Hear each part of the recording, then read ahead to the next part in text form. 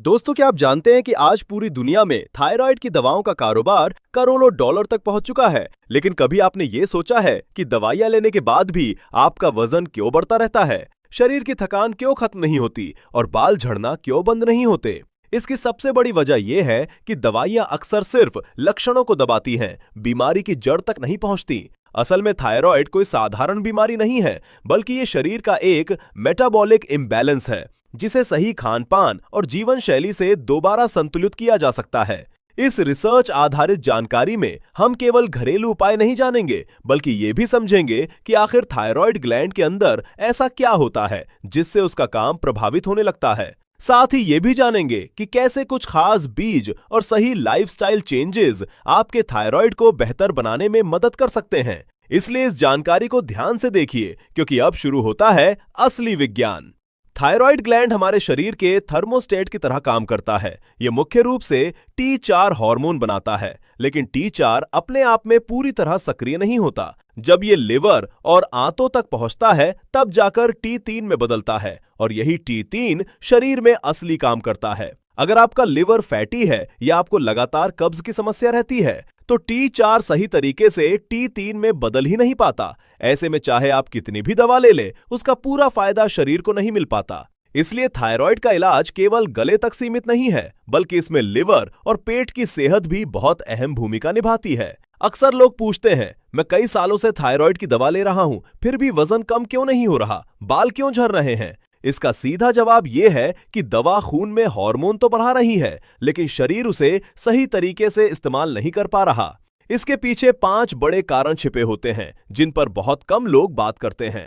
पहला कारण है खराब गट हेल्थ, यानी लीकी गट। मेडिकल साइंस के अनुसार हमारे शरीर का लगभग 70% इम्यून सिस्टम आंतों से जुड़ा होता है। अगर आपको कब्ज, गैस या ब्लोटिंग की समस्या रहती है, तो आंतों की दीवारें कमजोर होने लगती हैं। थायराइड हार्मोन T4 को सक्रिय T3 में बदलने का लगभग 20% काम आंतों में ही होता है। अगर पेट ठीक से साफ नहीं रहेगा, तो T3 पर्याप्त मात्रा में नहीं बन पाएगा। इतना ही नहीं, आंतों से गंदगी खून में जाने लगती है, जिससे शरीर ऑटो इम्यून मोड में चला जाता है और खुद अपने थायराइड ग्लैंड पर हमला करने लगता है। इसी स्थिति को हाशिमोटोस कहा जाता है। दूसरा बड़ा कारण है प्लास्टिक के डिब्बे और नॉन स्टिक बर्तन। इनमें BPA और PFOA जैसे हानिकारक केमिकल्स पाए जाते हैं। ये केमिकल्स शरीर में जाकर थायराइड हार्मोन की नकल करने लगते हैं। जब आप प्लास्टिक के बर्तनों में गर्म खाना खाते हैं, तो ये केमिकल्स खून में मिल जाते हैं और शरीर असली हार्मोन और नकली केमिकल्स के बीच अंतर नहीं कर पाता। इसका असर ये होता है कि आपकी रिपोर्ट सामान्य दिख सकती है, लेकिन शरीर अंदर से कमजोर महसूस करता रहता है। तीसरा कारण है ब्रोमीन। आजकल मिलने वाले कई बेकरी प्रोडक्ट्स जैसे ब्रेड, पास्ता और बिस्किट्स में ब्रोमीन का उपयोग किया जाता है। आयोडीन और ब्रोमीन दोनों एक ही केमिकल परिवार से आते हैं। थायराइड ग्लैंड को हार्मोन बनाने के लिए आयोडीन की जरूरत होती है, लेकिन जब शरीर में ब्रोमीन ज्यादा बढ़ जाता है, तो ये आयोडीन की जगह खुद जाकर बैठ जाता है। ऐसे में ग्लैंड के पास हार्मोन बनाने के लिए जरूरी कच्चा माल ही नहीं बचता।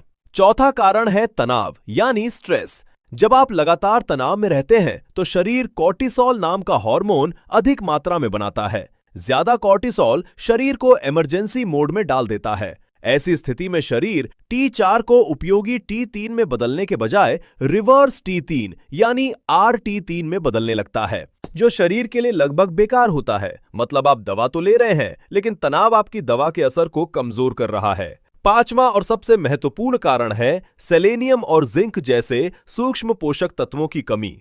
जैसे गाड़ी को स्टार्ट करने के लिए स्पार्क प्लग की जरूरत होती है, वैसे ही T4 को T3 में बदलने के लिए शरीर को खास एंजाइम चाहिए होते हैं, और ये एंजाइम सेलेनियम के बिना ठीक से काम नहीं कर पाते।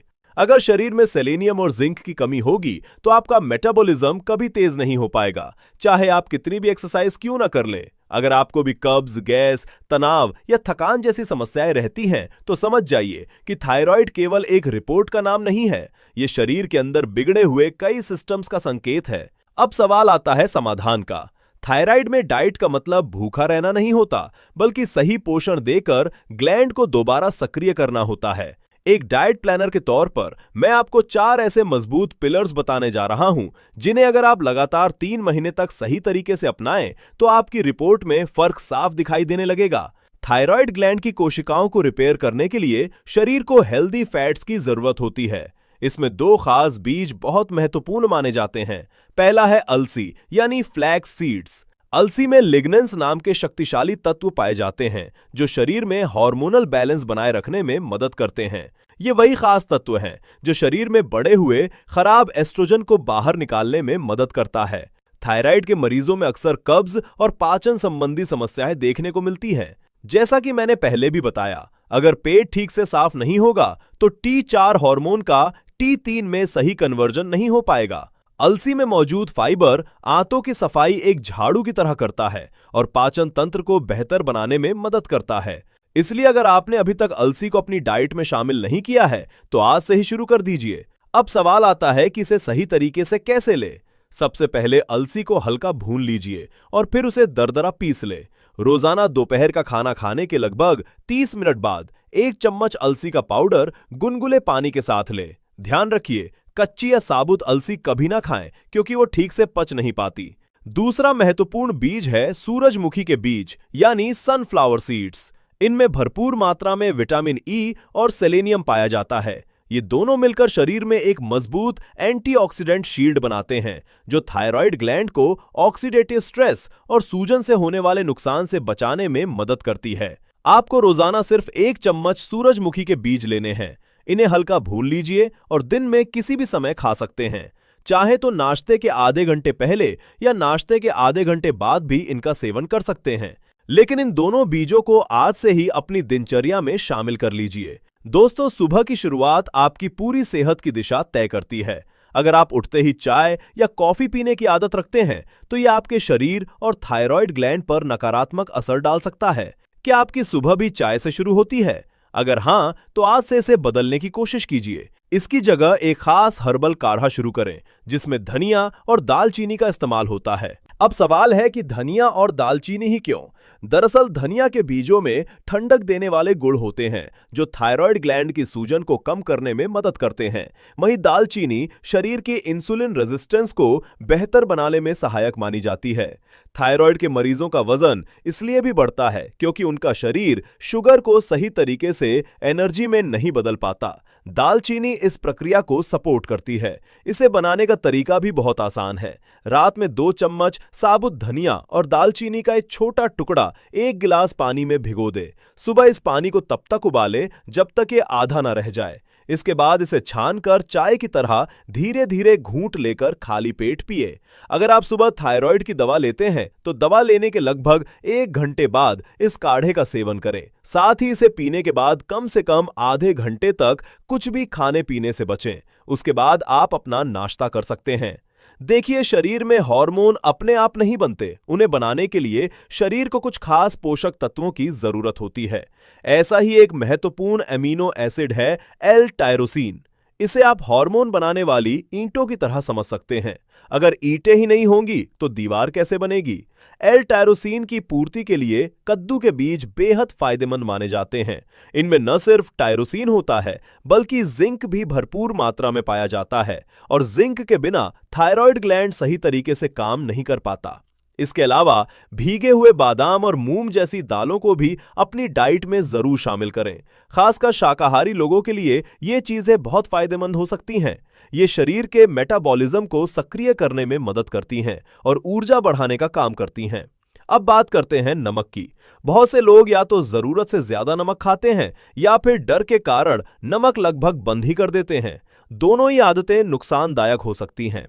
सामान्य सफेद नमक कई प्रक्रियाओं से गुजरकर रिफाइंड किया जाता है, जबकि सेंधा नमक प्राकृतिक रूप में मिलता है। इसमें कई सूक्ष्म खनिज पाए जाते हैं जो शरीर की कोशिकाओं को बेहतर तरीके से काम करने में मदद करते हैं। इसलिए कोशिश करें कि साधारण नमक की जगह सेंधा नमक का इस्तेमाल करें। अगर डॉक्टर ने आपको आयोडीन डेफिशिएंसी बताई है तो आप आधा सेंधा नमक और आधा आयोडीन युक्त नमक मिलाकर इस्तेमाल कर सकते हैं। लेकिन जिन लोगों को ऑटो इम्यून थायराइड यानी हैशिमोटो जैसी समस्या है, उनके लिए सेंधा नमक ज्यादा बेहतर माना जाता है।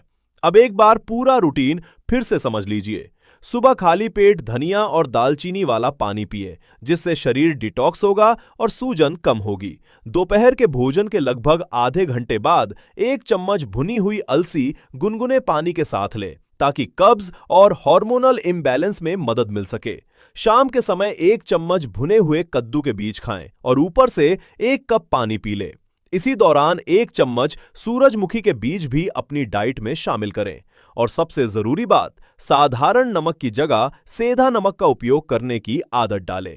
दोस्तों, ये चारों मजबूत पिलर्स आपके शरीर के अंदर के सिस्टम को दोबारा संतुलित करने में मदद कर सकते हैं। लेकिन एक बात हमेशा याद रखिए, सिर्फ सही चीजें खाना ही काफी नहीं होता, बल्कि उन चीजों को छोड़ना भी उतना ही जरूरी है जो थायराइड को लगातार नुकसान पहुंचा रही हैं।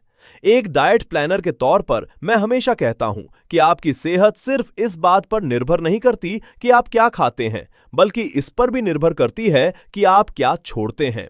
अगर एक तरफ आप दवा ले रहे हैं और दूसरी तरफ ऐसी चीजों का सेवन कर रहे हैं जो थायराइड को बिगाड़ती हैं, तो यह ठीक वैसा ही है जैसे एक पैर से ब्रेक और दूसरे पैर से एक्सीलेटर दबाना। अब जानते हैं उन छिपे हुए दुश्मनों के बारे में जो अक्सर हमारी रोजमर्रा की रसोई में मौजूद रहते हैं। सबसे पहला और बड़ा दुश्मन है ग्लूटेन। ये गेहूं और जौ में पाया जाने वाला एक चिपचिपा प्रोटीन होता है। थायराइड के मरीजों के लिए ग्लूटेन इसलिए नुकसानदायक माना जाता है क्योंकि इसकी मॉलिक्यूलर स्ट्रक्चर थायराइड ग्लैंड के कुछ टिश्यूज से मिलती जुलती होती है। जब आप ज्यादा ग्लूटेन लेते हैं तो कई बार शरीर का इम्यून सिस्टम भ्रमित हो जाता है और ग्लूटेन पर हमला करने के साथ साथ थायराइड ग्लैंड को भी नुकसान पहुंचाने लगता है। इस प्रक्रिया को मॉलिक्यूलर मिमिक्री कहा जाता है। तो क्या करना चाहिए? सिर्फ 15 दिन के लिए गेहूं कम करके देखिए और उसकी जगह ज्वार, बाजरा या रागी जैसी चीजें शामिल कीजिए। कई लोगों को इससे शरीर की सुस्ती, भारीपन और दर्द में फर्क महसूस होने लगता है। दूसरा बड़ा नुकसान पहुंचाने वाला कारण है रिफाइंड ऑयल्स, जैसे सोयाबीन ऑयल, सनफ्लावर ऑयल और पाम ऑयल। ये तेल शरीर में अंदरूनी सूजन बढ़ाने का काम कर सकते हैं। थायराइड ग्लैंड सूजन के प्रति बहुत संवेदनशील होता है। जब शरीर में लगातार इन्फ्लेमेशन रहता है तो हार्मोन सही तरीके से काम नहीं कर पाते। इसलिए खाना बनाने के लिए नारियल तेल या घर का शुद्ध देसी घी बेहतर विकल्प माना जाता है। खासकर नारियल तेल में मौजूद लॉरिक एसिड शरीर के मेटाबॉलिज्म को सपोर्ट करने में मदद करता है। तीसरा नाम आता है सोय प्रोडक्ट्स का, जैसे सोयाबीन, सोय चंक्स और सोय मिल्क।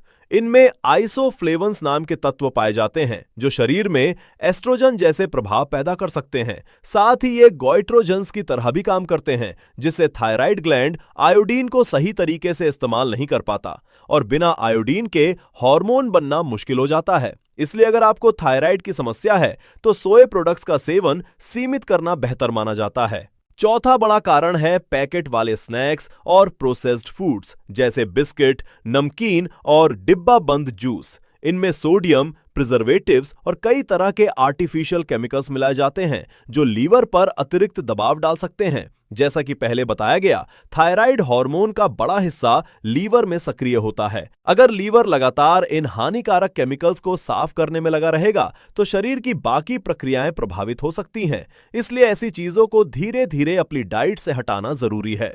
अब बात करते हैं एक बहुत बड़े भ्रम की, पत्ता गोभी, फूल गोभी और ब्रोकली जैसी सब्जियों की। बहुत से लोग मानते हैं कि ये थायराइड के लिए खराब होती हैं, लेकिन पूरी सच्चाई कुछ और है। इन सब्जियों में गोइट्रोजन्स जरूर होते हैं, लेकिन समस्या तब होती है जब इन्हें कच्चा खाया जाए। अगर इन्हें अच्छी तरह पकाकर, उबालकर या भाप में तैयार करके खाया जाए तो इनका नकारात्मक प्रभाव काफी हद तक कम हो जाता है। इसलिए इन्हें पूरी तरह छोड़ने की जरूरत नहीं है, बल्कि सही तरीके से खाने की जरूरत है। दोस्तों, अगर आप सच में थायराइड को संतुलित करना चाहते हैं तो इन 5 चीजों को धीरे धीरे अपनी लाइफस्टाइल से बाहर करना शुरू कर दीजिए। याद रखिए, आपकी सेहत की सबसे बड़ी जिम्मेदारी आपके अपने हाथ में है। अब बात करते हैं उन तरीकों की जो इन सभी कोशिशों का असर और बेहतर बना सकते हैं। सिर्फ खाना ही नहीं, बल्कि शरीर की ऊर्जा और मानसिक संतुलन भी बहुत जरूरी है। इसके लिए उज्जाई प्राणायामा बेहद फायदेमंद माना जाता है। इसे विजेता की सांस भी कहा जाता है। इस प्राणायाम को करते समय गले में पैदा होने वाली हल्की कंपन थायराइड क्षेत्र को सक्रिय करने में मदद कर सकती है। इसके अलावा एक आसान एक्यूप्रेशर पॉइंट भी है। पैर के अंगूठे के ठीक नीचे तलवे के ऊपरी हिस्से में जो क्षेत्र होता है उसे थायराइड से जुड़ा पॉइंट माना जाता है। रोज रात को सोने से पहले पूरे तलवे की हल्की मालिश करें। इससे शरीर को आराम मिलता है और नींद भी बेहतर आने लगती है। दोस्तों, थायराइड की समस्या रातों रात ठीक नहीं होती, लेकिन अगर आप लगातार 3 से 6 महीने तक सही खान-पान, बेहतर लाइफस्टाइल और नियमित दिनचर्या अपनाते हैं तो शरीर में बदलाव महसूस होने लगते हैं। जब आपकी दवाओं की मात्रा धीरे-धीरे कम होने लगे तो समझिए कि आपकी मेहनत